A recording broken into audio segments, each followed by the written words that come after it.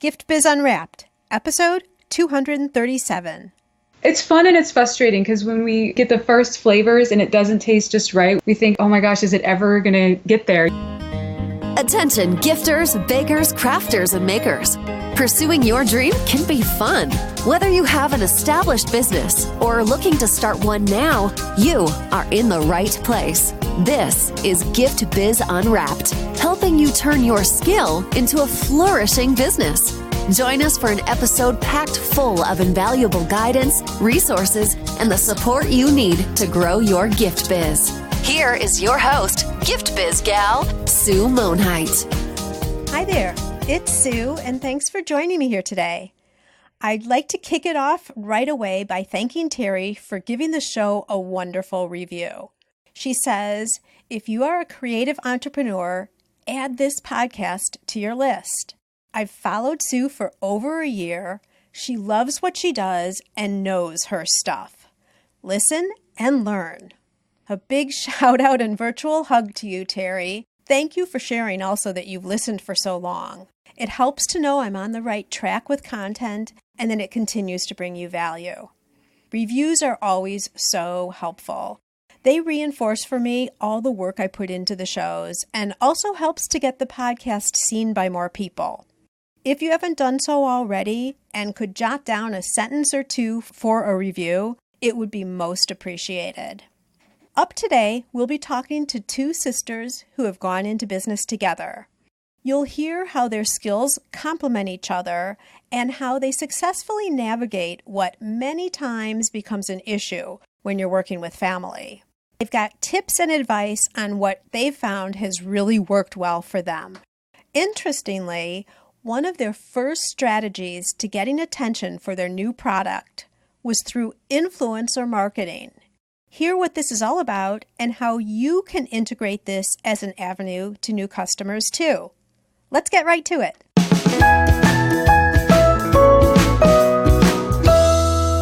Today I have joining us Sarah and Noelle Yusuf of Berra Bites. These are two sisters in business together. Combining Sarah's culinary education and Noelle's business background, the two put their minds together to create Berra Bites, which are dark chocolate-covered fruit centers made with 100% pureed and pressed fruit. And I can be witness to the fact that they are yummy. Their goal is to create dark chocolate-covered fruit bites that are different than the typical fruit and chocolate combos that are out there. They love combining different types of fruit to make unique combinations that balance perfectly with dark chocolate.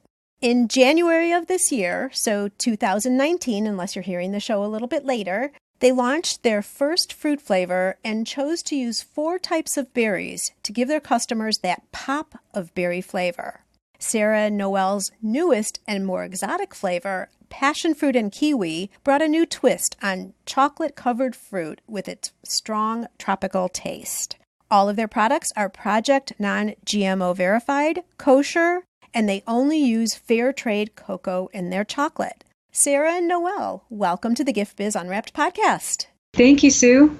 I am so excited that you guys are here. To start this off, I like to do this in a little bit of a different way, and that is by having both of you describe yourself through a motivational candle. So if you were to create a candle that speaks completely to you, Noelle, why don't you start us off and tell us what color and what quote would be on your candle? So my candle would be blue, the color blue, maybe like a dark blue.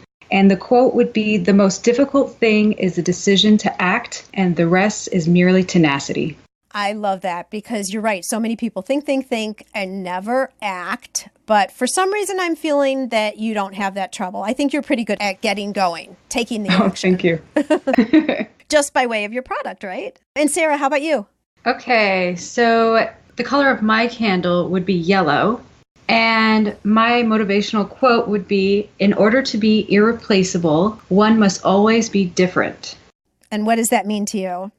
It means that you always have to be different in everything you do. You can't be the same. Yeah, and it's interesting because when I met you guys just last week almost as we're recording, but when this actually airs, it'll be a couple months ago, I came up to your booth And I was thinking that you had chocolate covered fruit, but then when I understood that they were pureed and mixed and all of that, so you kind of have a takeoff on something traditional like chocolate covered raisins, but you've added your spin of being different, right? Exactly. Yeah, and I know we'll get into that in a little bit, but that's what I think of when I hear your quote. So perfect. You've applied it to your business already. All right, well, take me back. I'm not sure how you guys want to do this, but how did you come upon the idea of this business? Maybe your backgrounds merged, or tell me how this all happened. So when we were little, chocolate was a big part of our lives. Our mom loved chocolate. Our grandmother was French. She always introduced us to European types of chocolate. Her family in France owned and still own a bakery out there. So we were always exposed to different flavors, desserts, but primarily chocolate was revolved around that. And we used to always cover fruit in chocolate growing up. I think it was a favorite family thing to do. And when Sarah went to culinary school, she got a chance to really experiment with different things and desserts and different combinations. I went to culinary school and I actually studied baking and pastry. So I've always loved baking things in my house. And on my mom's side, our grandma came from France. So we had a bakery there, and baking was just a big thing in our family. We always used to bake every weekend. My grandma used to always make delicious French tarts at home. So did you guys grow up in France? No, we grew up actually in the Middle East. Oh, okay. Yeah, we grew up in the Middle East, but our grandmother always lived with us. When my grandfather passed away. Oh, gotcha. Okay. Yeah, she was a big part of our lives. She lived with us, a multi-generational home. And so when you were in culinary school, what was the vision? Of our product? Well, just of Sarah, when you were going through school, like what were you thinking you were going to do with it? Did you always know you were going to start your own business? You know, that's funny. When I first went into school, I was thinking of the idea, like maybe I want to open up a bakery, follow what my French side did with their bakery. And then as I went along, I started to become more creative. I started using more like Middle Eastern spices in my pastries, and I started using more of my cultural background. And then I realized soon on that I kind of want to start my own product.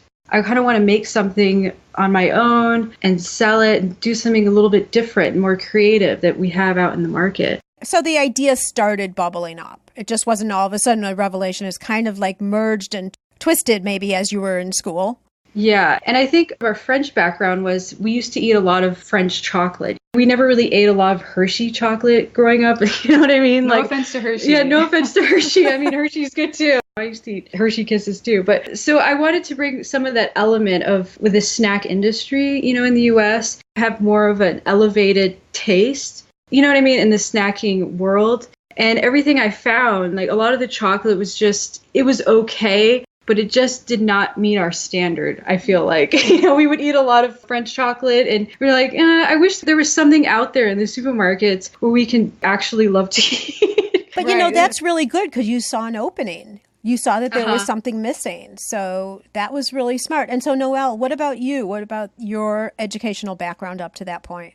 So my educational background was a lot more dry than Sarah's. I mean, I did my master's in international finance and my MBA. So it was very business oriented, very, I guess, it's relevant to what we're doing now. I think it's very important to have, educational background in business for sure, which we quickly realized when we started this. But that's how we kind of came together. And we had always gotten along. Sarah and I were like best friends. So we let each other shine at the right moments. She knows I'm better with the numbers and the business strategy. And I know she's better at the creative product development, even marketing side. So we really meshed well together, I think. So it came together very naturally.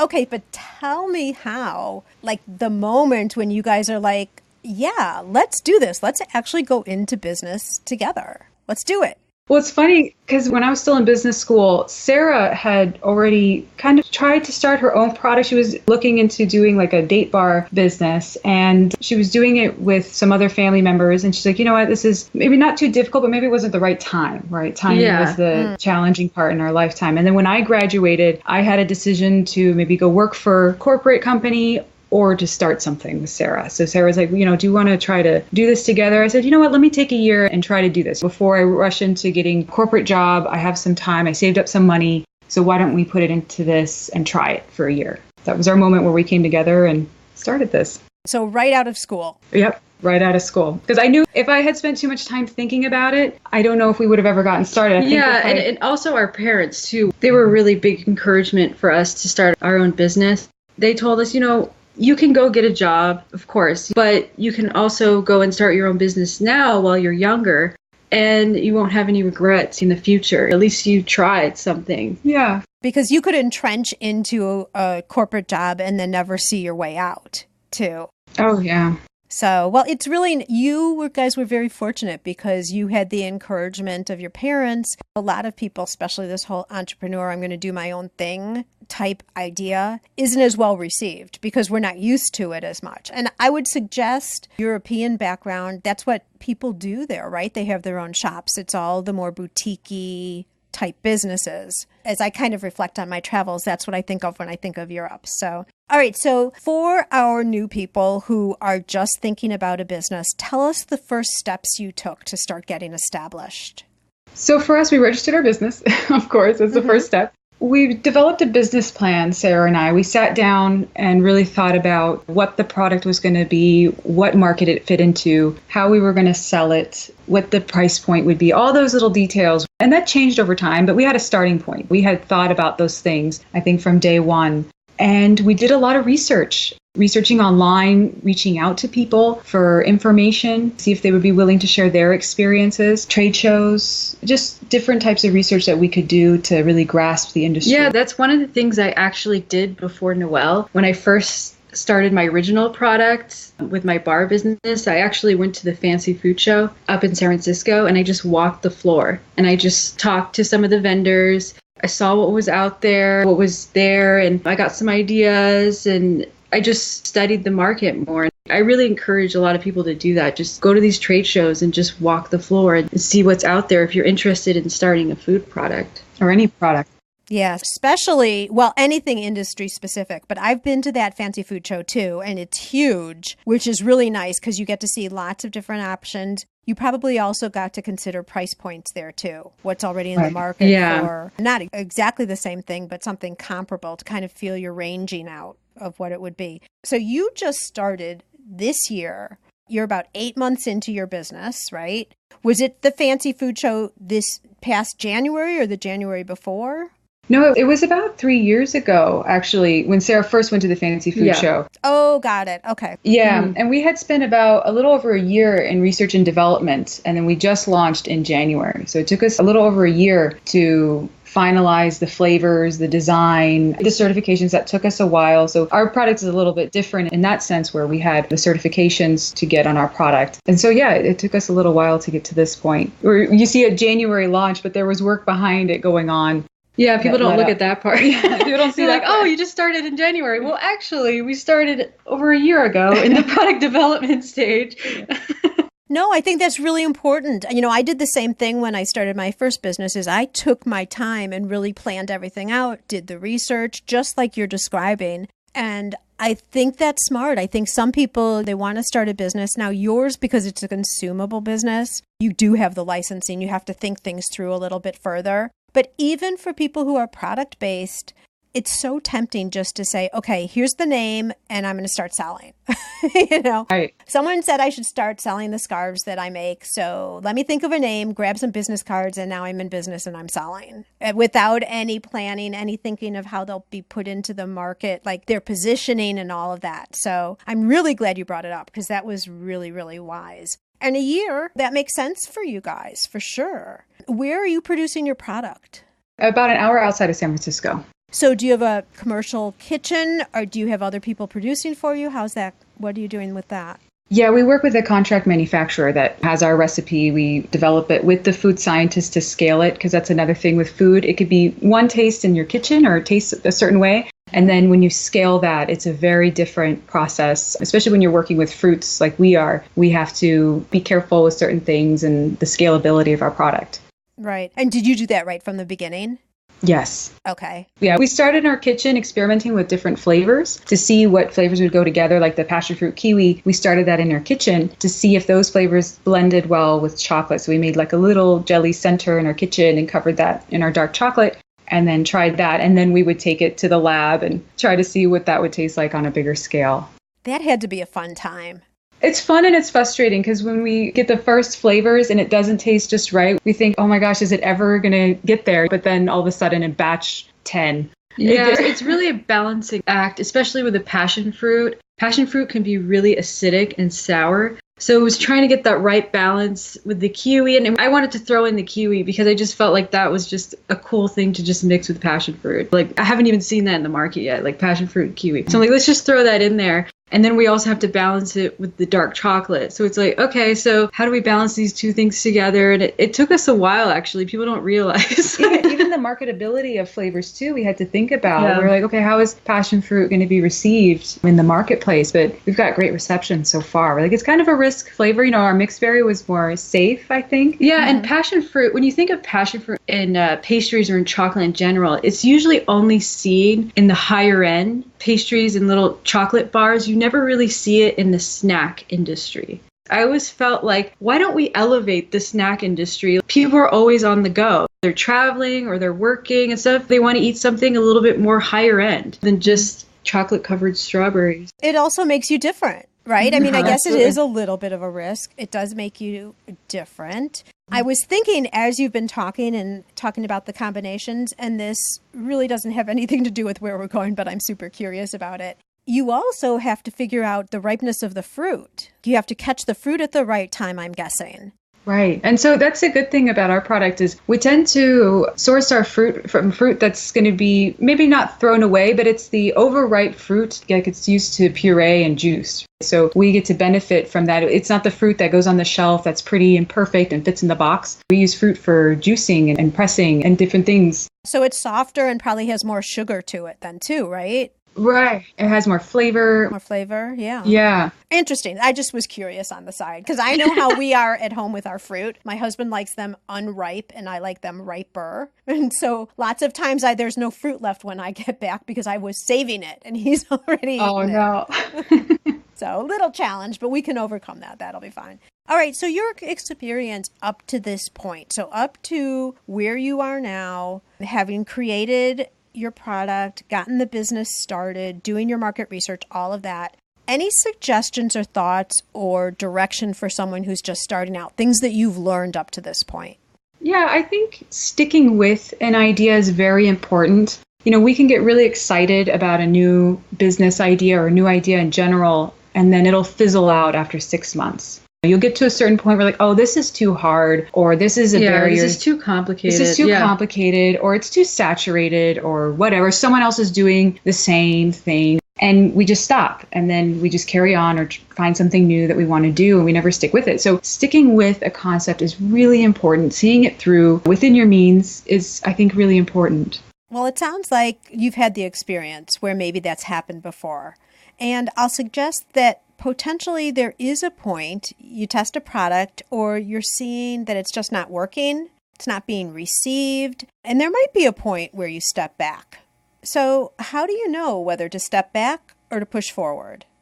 That's a good question. I think people's reactions. Yeah. Honestly, that's one thing that we do. We always have people try our product. Like, oh, try it. And then you can tell by somebody's reaction when they first bite into a food product if they really like it. You see their reaction like, wow, this is really tasty. Like, what is this? Whereas you see somebody who tries a product and like, oh, it's good. And, you know, I will say one thing. We did come out before we came out with the mixed berry and passion fruit kiwi. We did come out with like a prototype product of just strawberry in the center covered in dark chocolate and milk chocolate. And we got feedback from people on that product. True. And that was before we even thought about getting certifications. We're like, well, certifications, those are for big companies. Like, there's no way we can ever apply for those. And we did more research and we found out we could. But anyway, when we came out with that first product, the trial product, we got a lot of feedback from people. We saw their reaction. They weren't so thrilled about the product. The taste wasn't there for them. And they're like, well, you know, if I'm going to buy this product, you don't have any certifications with some of the distributors that looked at the product. So we adapted from there. That was the point of the shift in our business. We're like, okay, we need to do this better. And that's when we decided to really hone down on the flavors and certifications and finding a contract manufacturer to help us with that process. So we shifted at that point. Yeah. And, you know, a lot of the time, sometimes people will be really negative. You'll meet people who try your product, buyers and stuff, and they'll be like, well, it's okay. It's not that great. Or you don't have certifications. Instead of taking that as a negative thing, we looked at it a positive thing. Like, okay, what can we do to make our product better or to make it more sellable, tastier, and with certifications? We went back to the drawing board and we changed things and we really thought about how to adapt our product. Yeah, I agree with you, because if they would have just said, no, not interested, you would have had no idea. And certifications, although that's in your genre, Nicole, that's the part you get to do, right? The certifications. Right. But had people not said that to you, you wouldn't have known an avenue. You would have just known that there's something wrong, something missing, maybe I should say. And the other thing I think, especially with that first flavor, the strawberry with dark chocolate and white chocolate, I'm guessing there was a supposed flavor connected with it just because of chocolate dipped strawberries. Right. Exactly. So even if it was good, they might have been thinking it was going to be one flavor and then all of a sudden it's another. So that could have been something. I don't know.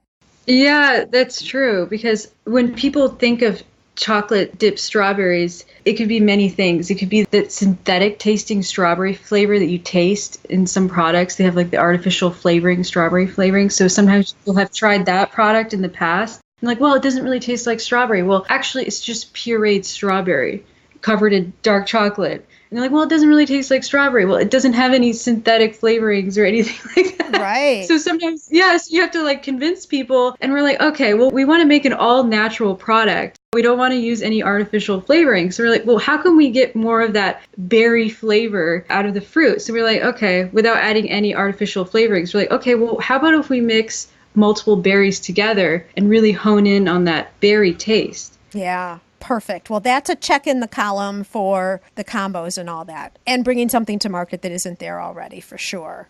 Okay, and so as you got started, you got all the certifications you needed and all of that. How did you first start getting the word out to people about Berra Bites? We'll hear all about how Noelle and Sarah attracted attention to their business right after a quick word from our sponsor. This podcast is made possible thanks to the support of the Ribbon Print Company. Create custom ribbons right in your store or craft studio in seconds. Visit theribbonprintcompany.com for more information. Well, online, we started our social media pages, trying to share it with people, influencers. Did you have a website then already? We did. I made the website and we started reaching out to different influencers, sending them free product. We went to trade shows, different events that we could share our product with people, give them samples in different little markets. We approached different supermarkets, like specialty markets, knocking on their doors, telling them about our product, selling it to them directly to get it on shelf. And then, yeah, that's how we got started with spreading the word about our product and within our community too. We shared it with our friends. We joined different groups. Some of our friends were really cool. They actually bought our product and they posted it on their Instagram pages. I'm like, wow, that's really nice of you. Like in the beginning. That is really nice. Yeah, those are good friends. They need to have extra samples, free samples afterwards. Oh, yeah. We give them free stuff all the time. You guys have been doing this as your full-time jobs, both of you. Yes, at this point, yes. Mm-hmm. Okay. And so I want to get back to influencers in a minute, but when you were talking about between influencers, shows, and supermarkets, did you guys have strategic planning meetings together to talk about how you're going to approach all of this? Was there a plan or was it willy-nilly? How did all that happen? Yeah, we did have a plan, and we would adapt that plan based on how much feedback we were getting. So, for example, with the influencers, we would reach out to the influencers kind of cold turkey, like, hey, we're so-and-so, we're from Berra Bites, we'd love to share our product with you. And some of them were receptive toward it, and then others were like, well, here's my fee. Yeah, some of these influencers are really big, and they have a lot of followers. Of course, they'll ask, like, well, this is my fee, and it's outrageous. Well, because they have a big audience, right?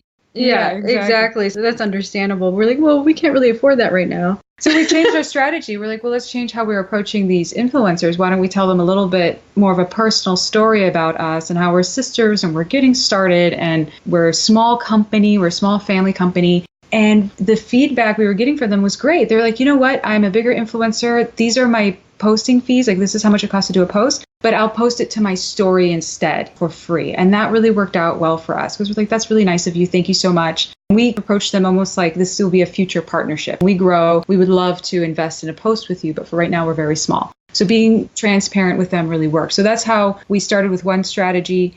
Can I just stop you for a second? I want to point something out to the people who are listening. you didn't see that approaching influencers when you first started and it wasn't quite working, you didn't just stop and say, this is not the way it's going to work for me, for both of you, for us.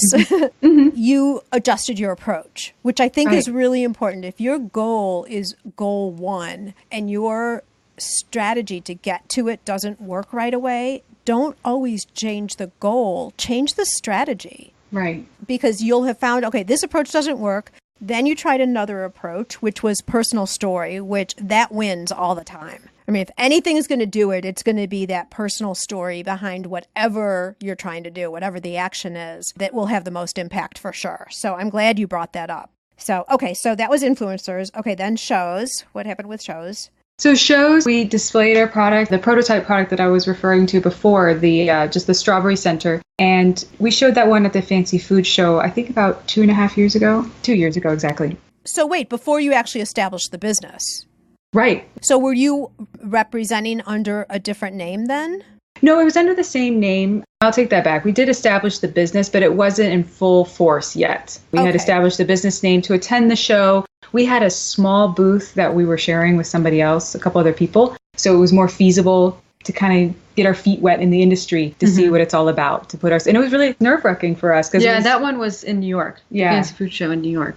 Yeah, it was scary for us. Yeah, and that was a huge show too. Yeah, that was almost too big for us to get started with. But it was good in that we were thrown in the deep end right off the bat. So we displayed that product. We learned how the industry worked really quickly by talking with people. We learned that we needed a distributor because we had thought originally like, oh, we'll sell just all directly to these stores. And they're like, no, who's your distributor or who's your broker or who's this? I'm like, what's that? You know, it was really intimidating too. It was very intimidating because we were like, oh, we don't know what that is. So that's how we put ourselves out there and showcase the brand at first. But some people really liked it. And then that's when we got the feedback on the flavors and the certifications. Yeah, a lot of people were really nice about that. They're like, you know, you need to have this, you need to do this. And we learned from that. And honestly, really thankful for those people. Yeah, we are, because we asked them. They would almost walk away and we would stop them. We're like, no, wait, we want to learn. Can you please explain how that works? We're new. Then they kind of calm down a little bit. They're like, oh, okay, like, let's give you some more information about this. You guys are trying. Some people will, some people won't, right? Right. Yeah. Some people won't. Yeah. Some people just walk away and not have any time. Well, yeah, they don't have time. They're like, well, I don't have time for you. Yeah. But you guys are lucky because if you had those situations, you weren't unto yourself where you just go back and like hide in a corner. At least you guys could talk with each other and support each other, which was a big advantage, I think, for you. Yeah, I always say you have to be comfortable being uncomfortable. Then you're going to be learning. So whenever we get to a point where we're too comfortable, I always tell Sarah, like, let's go do something that's going to make us feel a bit uncomfortable, whether it be public speaking or talking on a podcast or anything that... You're not uncomfortable. Oh, believe me, we're shyer than you think. But that's the way we learn. We put ourselves out there and we have to grow that way. Right. True. We always put each other like in really uncomfortable situations. Like Noelle will be like, oh, go talk to this person or whatever. And I'm like, I don't want to. But then when I do it, I'm like, oh, I'm glad I did it. Yeah. Yeah. And you've got that backup support of your sister. So that's really lucky, I'd say. I have a couple more questions right in this category because I think this is where a lot of people start. And actually, this is where I suggest that people start. Not necessarily as big as fancy food. I would agree with you there. But even like if someone has a product, and let's just say with a consumable product, since that's what we're talking about here, but any product, I don't even have to say it that way. Farmers markets, local craft shows, anything like that, to see the receptivity of your product, to get feedback on it from a consumer, and to see the words they use to describe your product. All of that is really great information to go back and to build on. Absolutely. Yeah, we did a couple of farmers markets in the beginning. That was very helpful. Shows that you would never think that your product fits in, but does. We went to a couple of movie theaters, just having like a little display to share the product. You can go up to the manager of the store or event space and ask them like, hey, I have this new product. I want to hand out samples. Would that be okay with you? Some places they're okay with that. Others, no. But unique places where you have almost like a captive audience and you're the only one there, but that's okay. You're getting feedback. Oh, yeah, like cafes, like local cafes and things like that. Like a lot of smaller cafe owners will be really nice and be like, oh, can I hand out some samples to your customers? A lot of the times they'll be really nice and they'll let you do it. And that's what we did. Well, and hopefully maybe they're going to buy and put them on the counters for the way out or whatever. It's true. You never know. Absolutely. Yeah. And then what about supermarkets? What happened there? Is that where you had distributors for supermarkets? Right. So supermarkets were an interesting case because when we first started, we would sell directly to the supermarkets. And now the specialty supermarkets, in my opinion, are going through a change where they're working with certain distributors now, a lot of them. They're restructuring. It's easier for them to work with one distributor rather than 100 vendors directly. Some of them still have a hybrid structure. Didn't Whole Foods go through that in a mass level? Yeah. Yeah, I thought so. Yeah. When they got purchased by Amazon, I think their structure is changing a little bit. But so we started approaching distributors directly. We never got any calls back. We're like, okay, there's something wrong here. We're doing something wrong. We tried that for about a month, I think. We gave ourselves a month to really try to talk to every distributor that we could find to see if we can share our products with them and get feedback on it. We never got any responses. We're like, okay, we're doing something wrong. Maybe we need to look at brokers. Maybe there's something to this structure in the business. Let's try that. And so we talked to various brokers, and it seemed like that was our way into the supermarket business, was talking with brokers directly. And they have the contacts with the stores and distributors. So that's the route we took. We worked with one broker in California, and they helped us get in with distributors and stores. So we're always learning, adapting, changing our strategy quickly. And again, you didn't change the goal. You just changed the way you were going to get to the goal. Right. With each of these three, did you approach all of these at once, or did you start with one, really land it, and then go to the next? Yeah, I think we started with one and then went to the next because we are a really small team. So we want to do everything in the best ability that we can with our time. So we would start with one. We're going to approach brokers. We're going to try that for a period of time, see how that goes. In the meantime, we're still selling directly to some customers via online, but that's our focus for this month. And we prioritize things. We go back and forth. And talk to me a little bit about social media and what you're doing there. What's your biggest platform? Yeah, we mainly focus on Instagram right now. We don't do a lot of Facebook. We're trying to focus on one social media platform at a time. So our main focus now is Instagram. And we've been doing a lot of different things on Instagram. We've been doing giveaways with other smaller companies, other food companies, and we'll contact them and then we'll do a giveaway together and then we'll pick a winner every week or so and then we'll send them out our products. And then we'll also use influencers as well. Yeah. Reaching out to them. We pay for some ads as well to get our name out there. But yeah, Instagram is our main focus right now. And with the ads, my strategy specifically, I focus on the ad spend, but I try to spend the money in the locations where we have store presence. So instead of just blasting out the ads, spending the money all across the United States, I'll try to focus it in certain zip codes where I know we're selling the product. So maybe that community in that area, they'll see it online via Instagram or other platforms, and then they'll go to the store and see it again. So maybe if they see it a couple of times, they'll recognize the brand over time.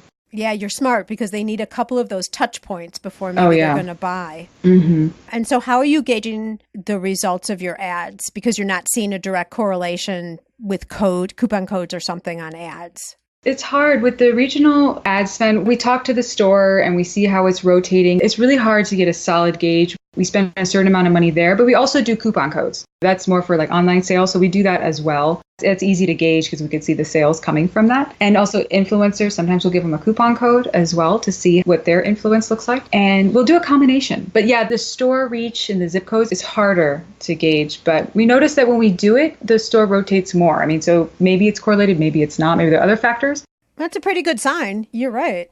Yeah, it's hard to tell, but we also let the store know for the relationship building. So we'll let them know what we're doing, because that's also another value, is that the store's happy that you're supporting them. And we'll tell them like, oh, we published this ad in this zip code, so it's around your area, to let you know that we're trying to promote the product. What percentage, you don't have to give me exact percentages, but I'm just curious, is more of that mass performance through stores versus individual direct-to-consumer sales online?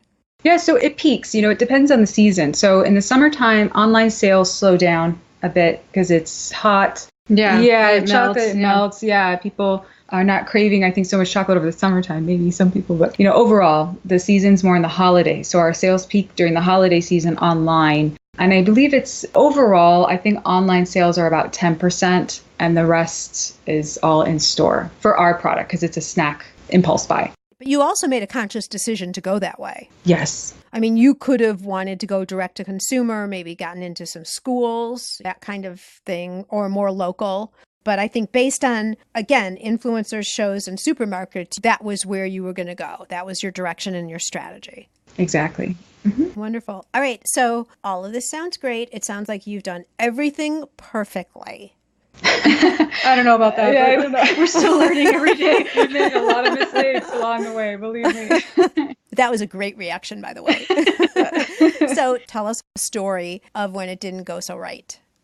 Well, I remember one point, I thought this is still hands down probably the worst day of my life, where we were going to like an outdoor show. It's like an outdoor festival, and we wanted to present our product.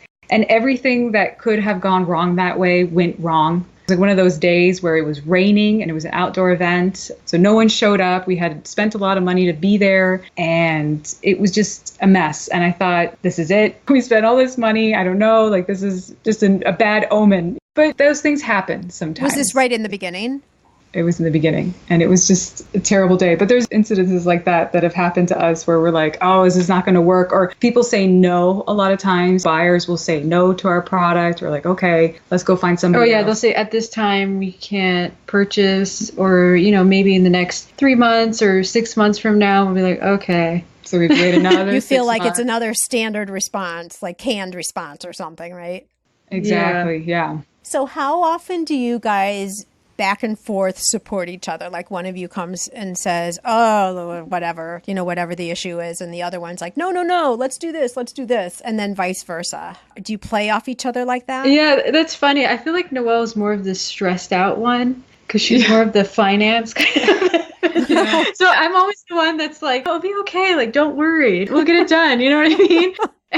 And then I'm more of like the calm. I feel like sometimes I get stressed out, but I'm more of like the calm person. Yeah, it's almost like every other day, it seems like. And we're in such a transition in our business. So I think this year we're seeing more of that than maybe next year. We'll be more accustomed to all these things that we have to do, paperwork. Every time we go in with a new vendor, insurance paperwork, all this work in the background. I'm like, and then they don't approve it. I have to go back and forth. And so it's very stressful. And then meantime, we have to focus on marketing and all the other stuff. Yeah, and we're such a small team that we do everything. We have to send the invoices out. We do the social media. We go to shows. Some of these companies, they're so big that they hire people to go to the shows and do it for them and hand out samples. We're doing all of that. Well, it's the two of you, and then at least someone's making the product. Let's go with that. That's true. Who else is part of your team?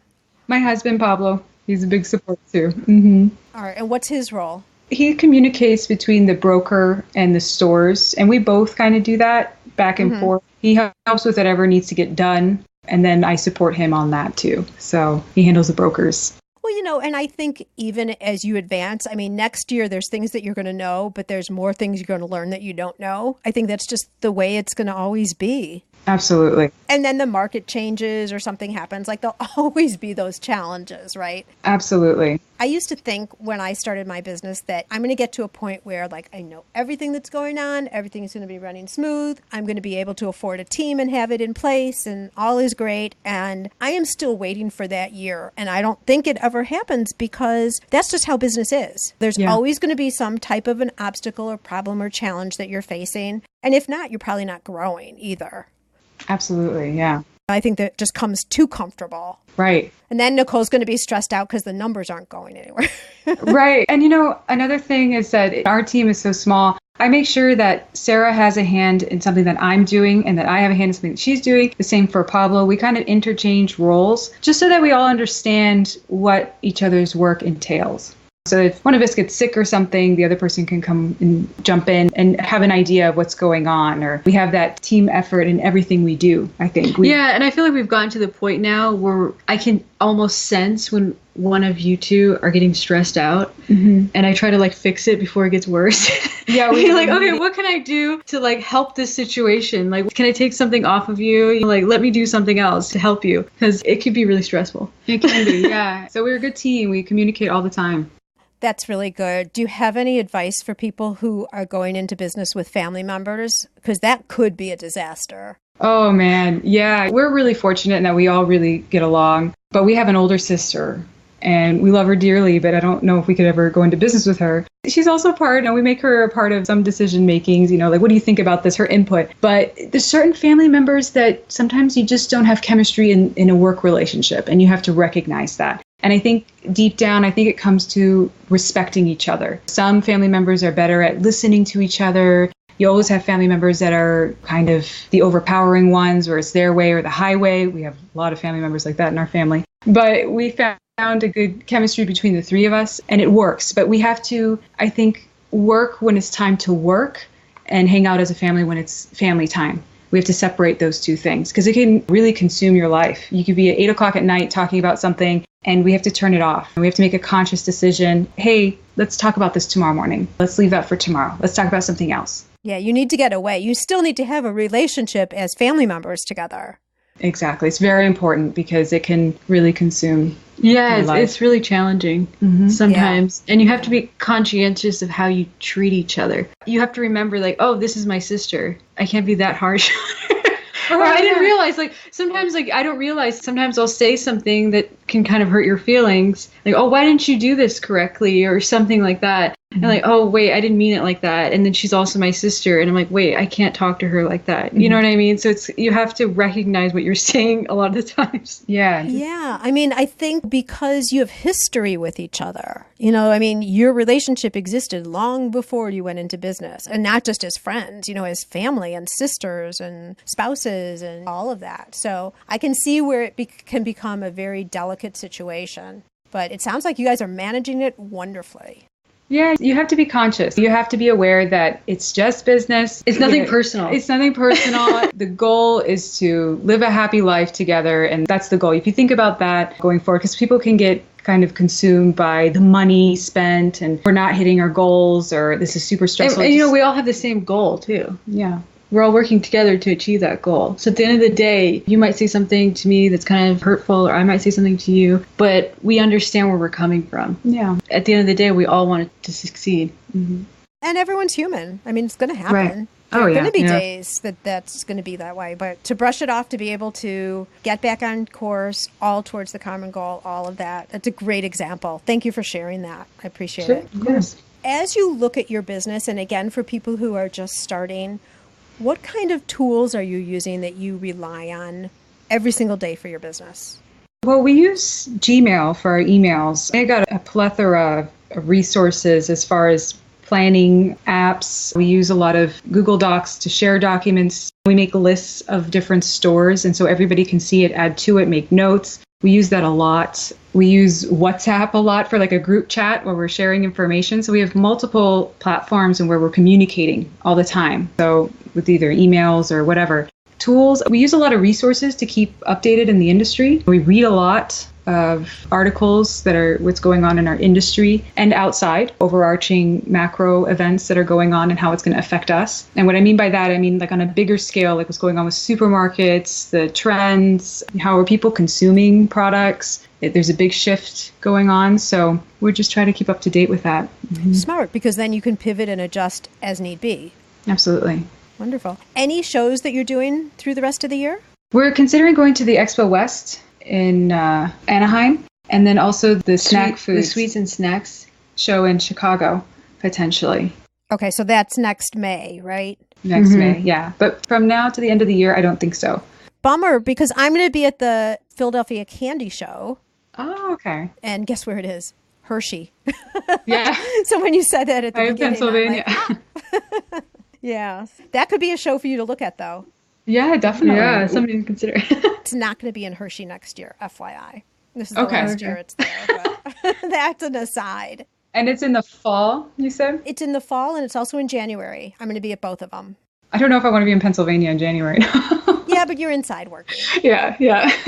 I think the January one, I've never done the January one before. I'm usually at a different show, but I am going this year, and I think that's a smaller one. I think the September one is really the one to go to, if you were to look at it, to get started. Anyway, advice to someone who is thinking of starting a business. They're thinking, and then they go to sleep, and the next morning they wake up, they're all excited, but by nighttime they're like, no, that's way too much. And they keep going back and forth and wavering. What would you say to that person?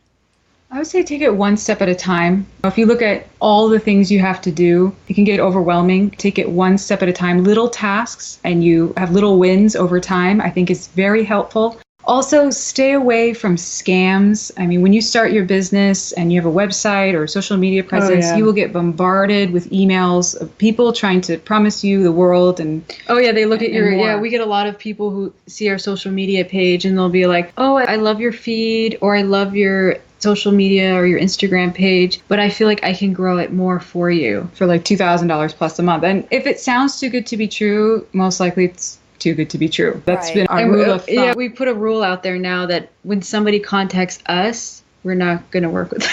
Yeah, no, because most of the time it doesn't work. Yeah, we asked them questions. And when we first started, we were a little bit shy about this, about asking for references and their background in the beginning. We're like, oh no, but they seem really big. It would be embarrassing for me. Like, who am I to ask them for all this information? But never be embarrassed to ask for references or their background, details about their background. If someone's asking you for money, you have that right to ask as much detail as you want about them. So that's been our takeaway from staying away from overspending on people like that, is just be careful, but stick with it. Little things at a time make a big difference. You step back and you realize, oh my gosh, I did all of this in 4 months, 6 months, a year.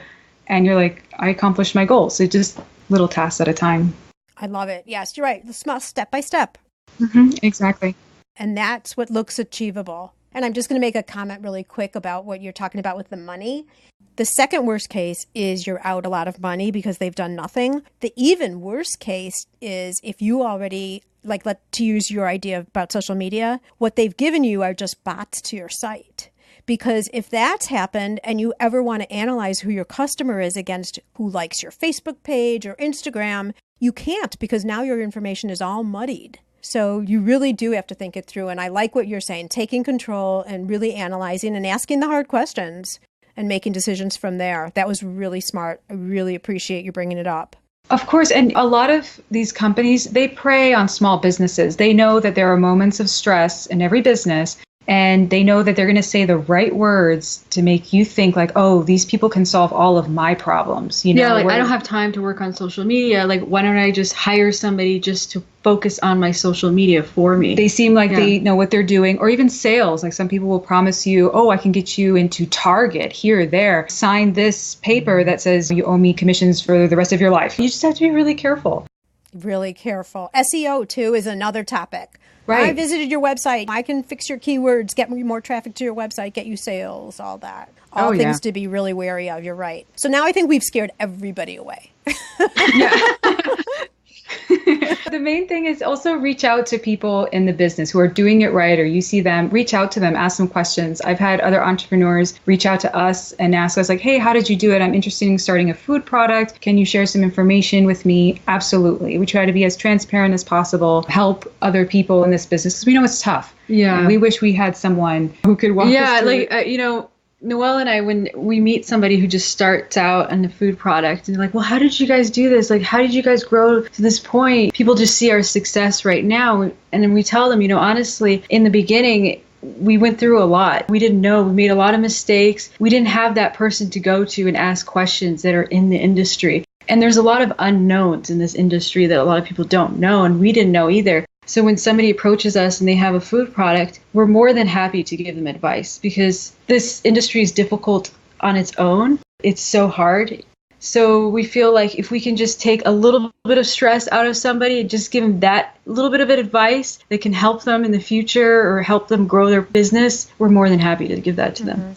Well, and it has to feel so great because you mentioned earlier that that's what you did in the beginning, too. You reached out and tried to learn from people. Some were receptive and some weren't. So isn't it cool now that people are reaching out to you? It is. It's really neat. We just share our experience with them and they're very excited about it. And for some people, I had one of my friends now, we became really good friends. She was in tears when I was telling her all these detailed stuff because she had been going around in circles and she just hit to that point where she couldn't find anybody to give her this information. She couldn't find it online very easily. And she was in tears. She's like, thank you so much. You stopped me from spending all this money going into a direction that I didn't know. I'm going to take it another way that's more comfortable for me and my family. I said, yeah, start there and then grow organically from there. Sometimes it's just that one little thing they need, that one piece of advice or that one encouragement or direction to go one way or another, and then they can go. Then they're on the way. Right, that support. Yeah. So what does the future hold for you guys? Can you give us a glimpse into what your dreams would be if they could be almost insurmountable for the future? Like, what's that huge, big dream? I think I guess I could speak for both of us. I don't know, Sarah. It's just to see our product everywhere. That's good. We want to share it with everybody. We want to grow other businesses in the future and continue that creative process going forward. Yeah, I mean, I sort of had the same dream, of course. But I always wanted to have this feeling where I walk into a supermarket and I see somebody buy our product on the shelves and just have that excitement, like, oh, somebody's actually buying my product. Yeah. You want to go up to them and tap them on the shoulder and say, hey, it's my product. Thank you for buying my product. That's so great. Yeah. Well, when you say you want to see your product everywhere, I have that same dream because I wish I had your product right sitting here on my desk right now so I could use it. It is so yummy. I loved sampling it at the show. Share with us how some of our listeners would be able to sample. Where would you send them to get product? So depending on where you live, if you live in New York, we have a couple of cafes that we sell at. We have on our website, if you go to the contact us link, you could type in your zip code and see where the nearest store is. And also you can order it online. We ship in all states. That's kind of everybody can get it. Yeah. Perfect. And your website is berrabites.com for those people who aren't at a place where they can write it down. berrabites.com. And all of the links, social media sites, all of that will be on the show notes. Gift Biz listeners, you know that already, but I just thought I would remind you. Sarah and Noelle, thank you so much. Your story has been fascinating, and I really was interested in the fact that you started right away going in for the bigger picture, for the wholesale play versus doing the individual sales. That's something we haven't heard here on the show before. So that was really interesting. So many really good, solid best practices to your business growth. I look forward to seeing what happens with you guys in the future, and I wish you both much success. Oh, thank you so much. Thank you very much, Sue. It's so impressive to hear how far Sarah and Noelle have come since just January. I hope you think about this idea of influencer marketing and try it out for your business too. You know, if you're a local business, influencers for you could be the mayor of your town, the high school principal, or even a famous person who grew up in your town. Take this idea and tweak it to be your own. It's possible you'll land on some really amazing results. So let's see. Up next week, we're going from one sweet business to another. Sweets are in the air, and I'm sure it's because my mind is set on the holidays. And hopefully yours is too. Halloween is only a few short days away, and after that, full steam ahead for the biggest sale season of the year. Do you have everything in place? Are you still finalizing? Maybe there's still a spot in your plans to include influencer marketing. My wheels are actually even spinning over here about that a little bit. Anyway, make it a great week, and I look forward to us being together again next Monday. Bye for now. Are you discouraged because your business is not performing as you had envisioned? Are you stuck and confused about how to turn things around? Sue's new best-selling book is structured to help you identify where the holes are in your business and show you exactly how to fix them. You'll learn from Sue and owners just like you who are seeing real growth and are living their dream. Maker to master. Find and fix what's not working in your small business. Get it on Amazon or through www.giftbizunwrapped.com/